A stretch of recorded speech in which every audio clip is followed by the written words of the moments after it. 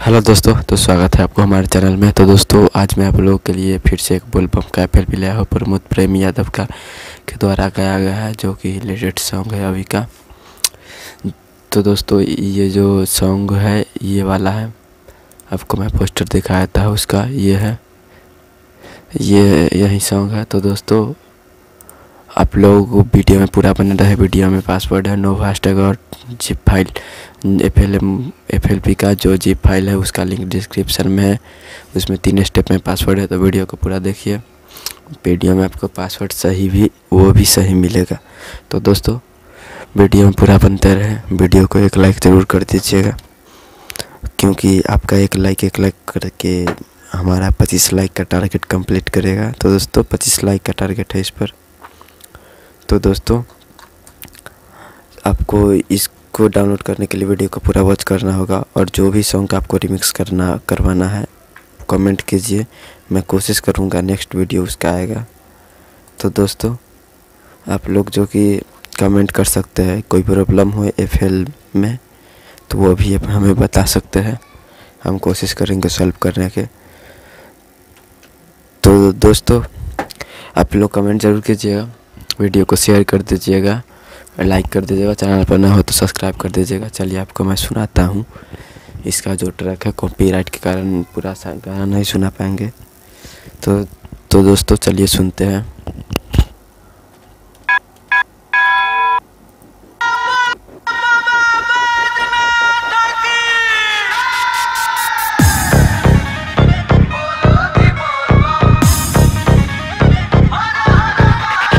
Krishnaraj high tech, Krishnaraj high tech, Krishnaraj high tech, Krishnaraj high tech. Midolia, Midolia, Midolia, Midolia,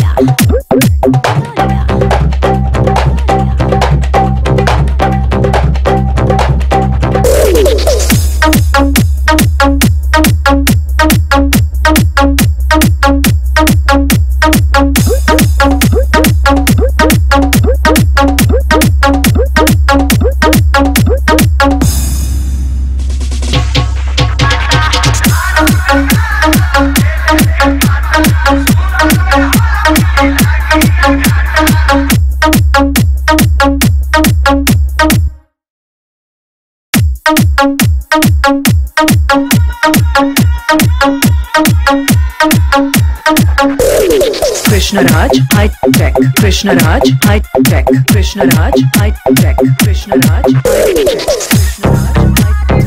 high tech,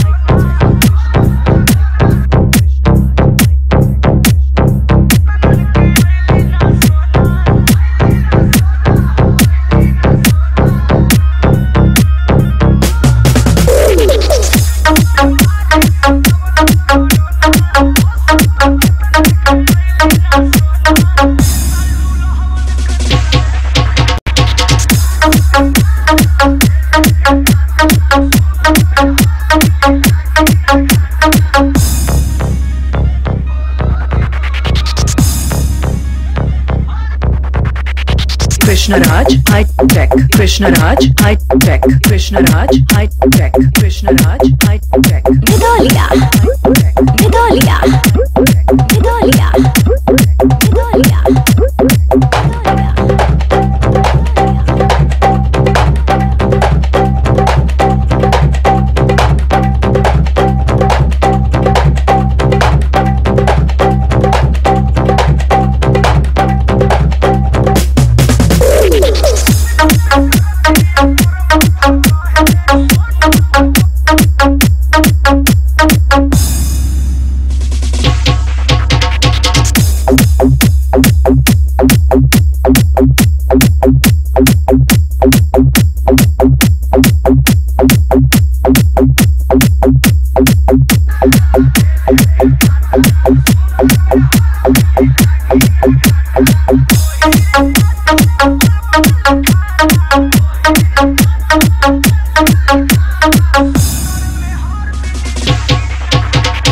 Krishnaraj high tech, Krishnaraj high tech, Krishnaraj high tech, Krishnaraj high tech. 9608 62 10 40